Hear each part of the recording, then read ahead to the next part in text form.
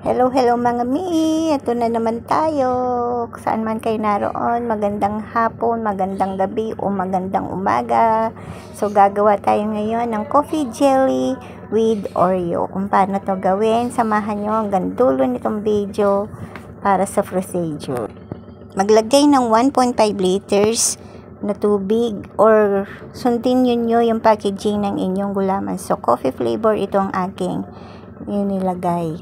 Halu-haluin lang hanggang sa ma-dissolve lahat ng ating jelly powder. Tapos isalang lang natin to sa mahinang apoy at pwede rin natin itong lagyan ng asukal para may lasa yung ating jelly.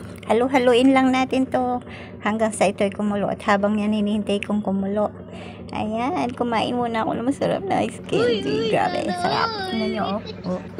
Patayin na natin yung apoy and then prepare na natin itong ating mga tray. So, nagmamit ako ng tray ng itlog para hindi masira yung ating tapete dahil bago luto. Transfer lang natin yung ating nilutong gulaman sa ating mga tray and then set aside na po natin yan habang pinapalamig. I-prepare naman natin yung ating cornstarch. So, 2 cups of water and then 1.5 of cornstarch. I-mix lang natin hanggang ma-dissolve po yung ating cornstarch. Tapos, ilagay na po natin to sa ating pinainit na 3 liters na tubig. So, hayaan lang natin itong sa mahinang apoy for 10 minutes. Halu-haluin lang natin hanggang sa ito ay lumapot. Pag okay na, patayin natin yung ating apoy at hayaan natin hanggang sa lumamig. Habang pinapalamig natin yan, ito naman ang ating gulaman. So, gumamit ako dito ng pangkayod ng buko. So, yan, para mayroon tayong mga pahaba na slice.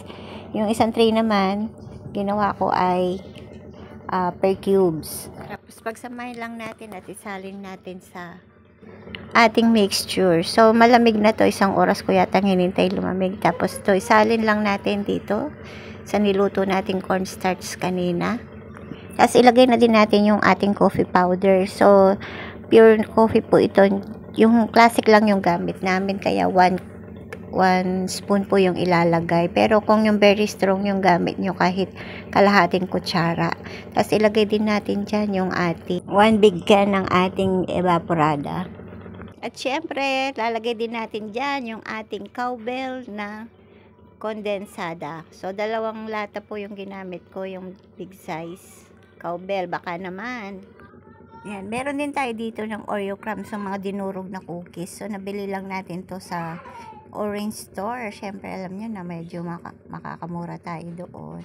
So, nakagamit ako ng mga 1/4 kilograms para mas masarap itong ating coffee jelly.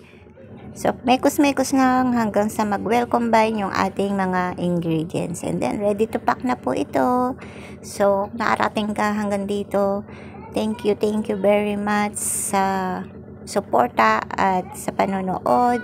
Paki-follow na lang at paki-share po itong ating video para naman ma-share din natin itong ating ingredients at proseso na paggawa ng coffee jelly with Oreo. Thank you very much. God bless us all.